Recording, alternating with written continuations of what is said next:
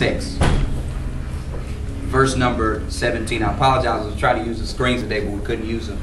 2 Corinthians chapter 6, verse 17. Keep playing for me, sir, just for a moment.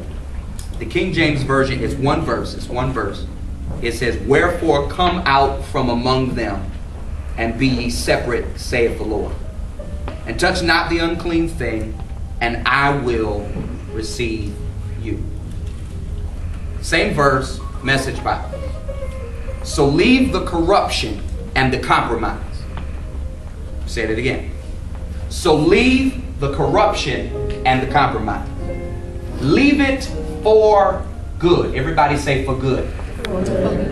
Leave the corruption and the compromise. Leave it for good. God says, don't link up with those people who will pollute you.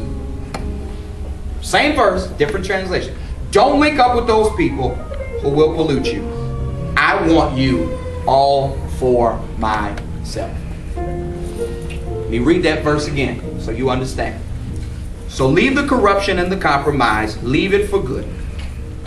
God says, don't link up with those who will pollute you. I want you all to myself. For today and however long the Lord leads me to talk about it, there's one word that I want to talk to you from. One word. Everybody say stand out. Stand out. Stand out. That's all I want to talk about. Stand out. That's it. That's it. That's it. I want to talk to you about what it means, how to live, and how to be the one who stands out. Now you do know that those who are chosen don't just stand up, but they stand out. Because you know there's a difference between standing up and standing out, right? Because you hear so many people, I stand up for God. I stand up for God. But see, standing up for God requires you to change your position. It's very simple. Standing up, sitting down is a change in position, right? But when you stand out for God, it's not a change in position, it's a change in your life. How many of us can say we really stand out for God? Be honest. How many of us can say we really stand out for God? That's what I thought. So this is why today there are 3 things I want to talk to you about. I'm not going to get through all of them. I already know. But the first thing I want to talk to you today about is decide. Everybody say decide. Decide. The question I want to ask you is, who of you is willing to leave the crowd so that you can lead the crowd? Let me ask you that again. Which one of you is willing to leave the crowd so that you can lead the crowd? Which one of you is willing to stand up as a leader among followers? Because check this out. In order for you to save the crowd, you can't be in the crowd. Let me say that again so you got it. In order for you to save the crowd, in order for you to reach the people that you hang around, then you have to separate yourself. Because if they fall in the pit and you say, I'm going to save you, how you going to save me and you in the pit with me? So the first thing I have to do, everybody say, decide. Decide. Deciding is the act or the decision point. Making a decision. You have to make a decision. We make decisions all day. You woke up this morning, you made a decision to brush your teeth. You came here without brushing your teeth. You know everybody would have walked away from you because your breath was funky. You could have made a decision. You made a decision, put on clothes you made on. To how you did your hair. You made a decision to come to church. You make decisions all day, every day. But answer this question. Think about that. How many of your decisions produce effective results? How many of your decisions that you make produce effective results? Because if the decisions that I make don't produce the right results, then I'm making what? A bad decision. So let me ask you this. What's crazy? What's crazier? To do different things and expect different results, or to do the same thing and expect a different result? It's crazy for you to do the same thing and expect a different result. You hang around the same people, You involve yourself in the same relationships. You do the same stuff over and over and over and over again. But you think if you pray, you're going to get a different result. It's not going to happen. Because the same thing, the same negative response that you keep getting is because of the same bad decision that you are making. But see, the problem is, I can't lead the crowd because I can't leave the crowd. But today, I want to what? Stand out. So what is the first thing I have to do? I have to decide. So let's look at that. I have to decide. Now, many are at the point in your life of decision. Have you ever been driving or riding and you came to a fork in the road where one road went this way, another road went this way, and you had to figure out which way to go? So sometimes if you're with a person who knows where they're going, they'll take the right way. Or you're with somebody who doesn't know where they're going and tries to act like they know, and then they'll say, well, we'll just find out where this road leads. Some of us hang out with people who, for some reason, have control over our lives, relationships, friendships, and then we go right where they go.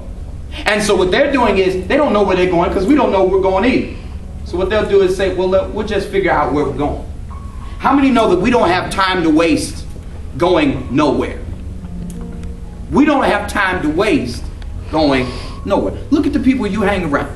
Who is actually going in the right direction? You've been in the same grade. You know those people. Been in the same grade for 6 years. Been in the same class for 5 years. You know all the teachers and you're not even an alumni. You're still in college. Or you're still in high school. Or you're still in middle school. They're not going anywhere. They keep doing the same thing over and over and over over again because they haven't made what? A decision. Y'all are almost there. They haven't made a decision. So here's what I have to do in making a decision. First of all, I have to identify what I'm doing. Because the Bible says, come ye out from among who? Them. So my identification is what I'm doing. I'm coming out from among who? Them. Who is your them? Who are the people in your life that are causing you not to be productive? The people in your life causing you not to do what you are supposed to do. Because check this out. Can I tell you this and hopefully you understand? If you want your surroundings to change, you have to change who surrounds you. You say that again. If you want your surroundings to change, if you want to lead the crowd, you've got to change who surrounds you. It's very simple. People say it all the time. Eagles fly, turkeys don't. If you want to fly, you can't hang around with people that don't. Why is it that if I want to go somewhere, I'm hanging around with people who aren't going anywhere at all? That's good. Oh, why is it that I would hang around people? It's like this. If you have a car and you got the engine, Joshua just got a new car. Beautiful car. Got the car, got the engine, tires, everything. But if he has no gas, he can't go anywhere. Why is it that I would hang around people who have everything together, but they have no substance to go anywhere? They have no thought, they have no dream, they have no purpose, they have no goal. They're just here. In one day, out the next. Have you ever seen those people? Sometimes you were that person. Monday, 8, 12, whatever time, you go to school, come home, do your homework, go into Tuesday, go into Wednesday, go into Thursday, go into Friday, go into Saturday. Months go by, years go by, and nothing happens. Because God said, I want you to make a what? A decision to what? Change. To stand out. So I have to identify.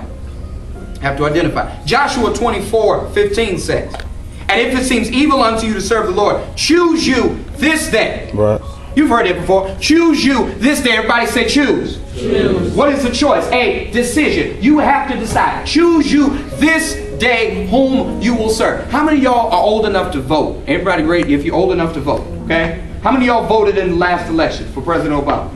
Okay? Even if you didn't vote. How many of you remember the Vote or Die campaign? PD, vote or die, all the shirts, vote or die, vote or die, vote or die. Now, everybody it was so serious. Vote or die, vote or die, vote or die. Why can't I just vote? Why I gotta die? And the thing, and I was sitting there and I was really thinking about that, and the Lord revealed to me this. He said the reason why you have to vote, and not just about black people, but people in general, the reason why you have to vote is because somebody, watch this, died so you can have the opportunity. If you don't take advantage of the opportunity, then their dying is in vain. You know what? The same thing happened with Jesus. He gives us an opportunity to change. He gives us an opportunity to decide to stand out. But if we don't take advantage of the opportunity, then his dying, his beating,